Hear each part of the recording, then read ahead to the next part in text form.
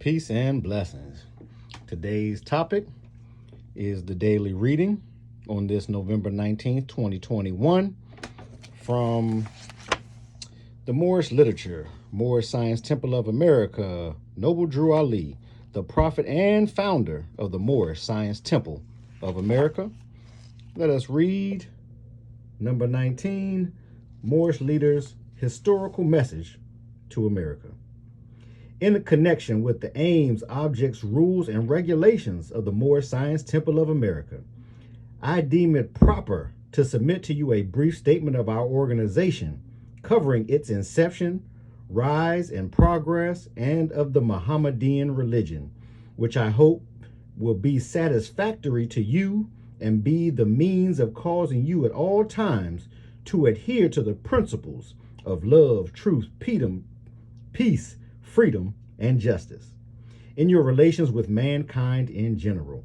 I further most anxiously hope this brief statement will help you to more clearly see the duty and wisdom of, at all times, upholding those fundamental principles which are desired for our civilization, our posterity, such as obedience to law, respect and loyalty to government, tolerance, and unity.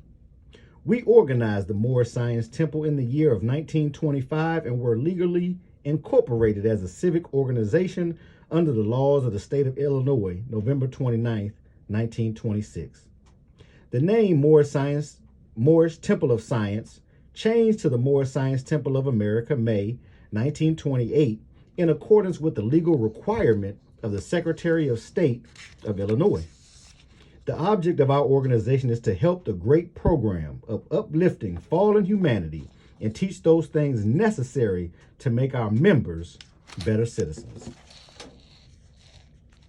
A national organization with a Rotarian complexion as it relates to branch temples became obvious with the increasing number of inquiries from men and women in different sections of the country concerning the purpose of the organization. There are branch temples in 15 different states at this time.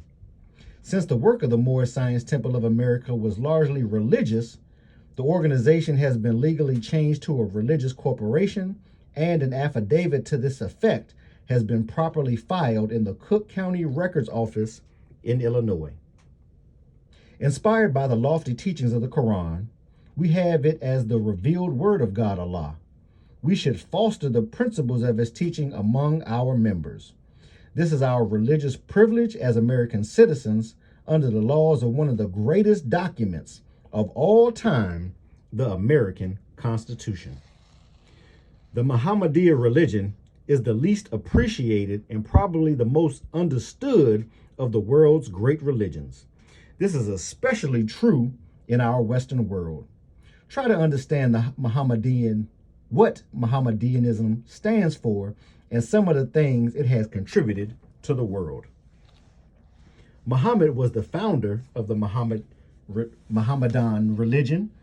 It originated 13 centuries ago on the Arabian Peninsula, where the streams of commerce and culture met and mingled in the Middle Ages, where the markets of exchange were stationed for treasures of India and the products of the Mediterranean coast.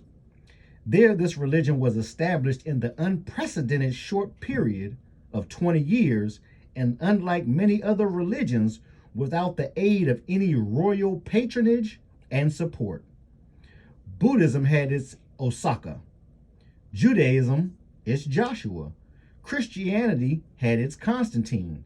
But Mohammedanism had no person of royal rank and power to assist in its establishment and spread. Today, this religion is acknowledged by nearly 250 million souls and extends over an area equal to 1/3 of the globe.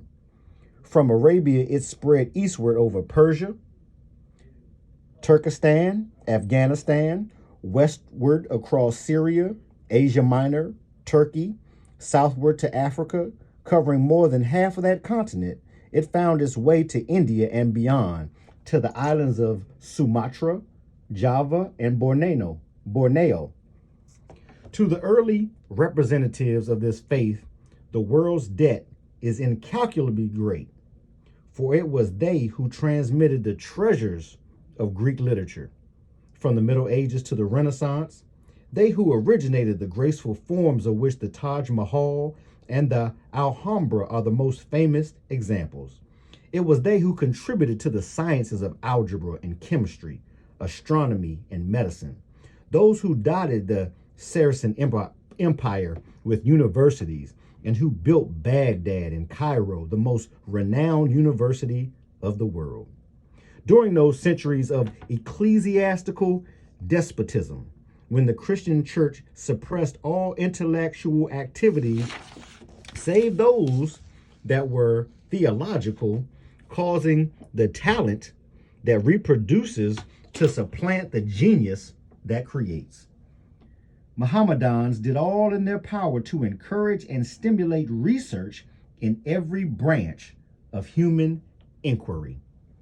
The Moors or Mohammedans added to the beauty and grandeur of Spain. For centuries, art, science, literature, and chivalry flourished among them. While the rest of Europe was still sunk in the gloom of the Dark Ages, the Moors were the most ingenious and industrious of the subjects of Spain. Their expulsion from Spain in 1610 was one of the chief causes of decadence of that country, for both agriculture and industry fell into decay after their departure. Mohammedanism makes no distinction between high and low, rich and poor. It's like the sky, it has room for all. The Quran should be of interest to all readers. It is the Bible of the Mohammedans, ruling over the customs and actions of over 200 million people. It is a work of importance whether considered from a religious, philosophical, or literary viewpoint. In the promotion of plans for the betterment of mankind, there has ever been some kind of opposition. And strange as it may seem, such opposition has come from sources where there were no ideas or the lack of courage to force attention to ideas. Whether in church, state, or the social community, any attempt to do anything out of the usual way seldom fails to receive criticism. Not because the course cannot be pursued legally or that it is unreasonable, but because it has been considered in terms as new. The Moorish Science Temple of America has received some opposition and criticism. In the main, the opposition has come from certain Christian ministers. They have expressed themselves as being opposed to our propagation of the Mohammedan religion, possibly because the promotion of the Mohammedan faith among our people in the United States is considered by them in terms as something new.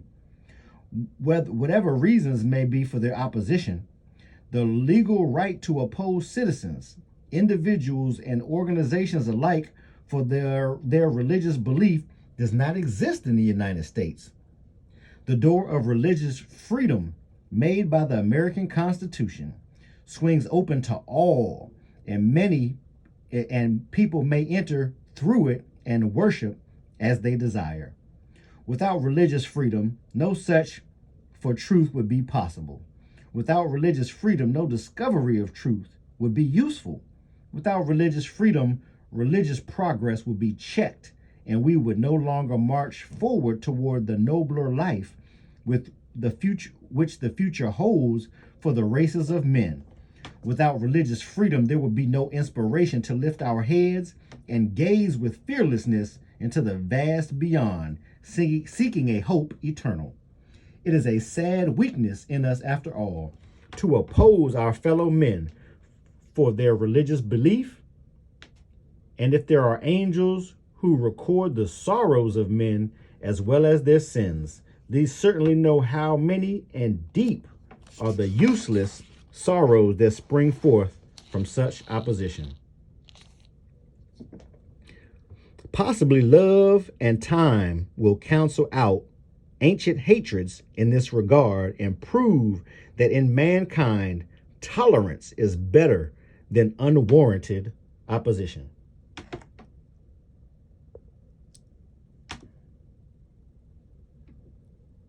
In connection with our religious aims and beliefs, we must promote economic security. The preaching of economic security among us is by no means as widespread and intensive as the circumstances demand. No other one thing is more needed among us at this time than greater economic power. Better positions for our men and women, more business employment for our boys and girls, and bigger incomes will follow our economic security. We shall be secure in nothing until we have economic power. A beggar people cannot develop the highest in them, nor can they attain to the genuine enjoyment of the spiritualities of life. Our men, women, and children should be taught to believe in the capacity of our group to succeed in business, in spite of the trials and failures of some of them. Trials and failures in business are by no means confined to any particular group of people. Some business ventures of all people fail. We have many men and women among our people who are qualified, both by training and experience, who are shining lights in the business world of all the people. It is a sad weakness in us as a people that we have withheld the very encouragement, support, and patronage that would have made some of our worthy business ventures a grand success. And worst of all, have enjoyed in the condemnation of them when they failed. Except in cases of actual dishonesty, discourtesy, lack of service, and actual unreliability, our business enterprises in every field of endeavor should have load of confidence, cooperation, and patronage wherever and whenever they can be given. Read carefully the doctrines of the Moor Science Temple of America. It contains our hopes, aims, rules, and articles of religion. Every member should have a copy. In conclusion, I urge you to remember there is enough work for all to do in helping build a better world. The problems of life are largely social and economic. In a profound sense, they are moral and spiritual. Have lofty conceptions of your duties to your country and fellow man in general, and especially those with whom you deal. This includes such honesty and righteousness as will cause you to put yourself in the other fellow's place. Look for the best in others and give them the best that is in you. Have a deeper appreciation for womanhood. Brighten the hopes of our youth in order that their courage be increased to dare and do wondrous things. Adhere at all times to the principles of love, truth, peace, freedom, and justice. I am your affectionate leader. I shall continue to labor day and night, both in public and private, for your good, thereby contributing to the welfare of our country and its people as a whole. Signed, Noble Drew Ali. That is our reading today from the Moorish Literature, Moor Science Temple of America by Noble Drew Ali, the prophet and founder of the Moor Science Temple of America. That reading comes to us this November 19th, 2021. Wishing you the light of understanding, peace, and blessings.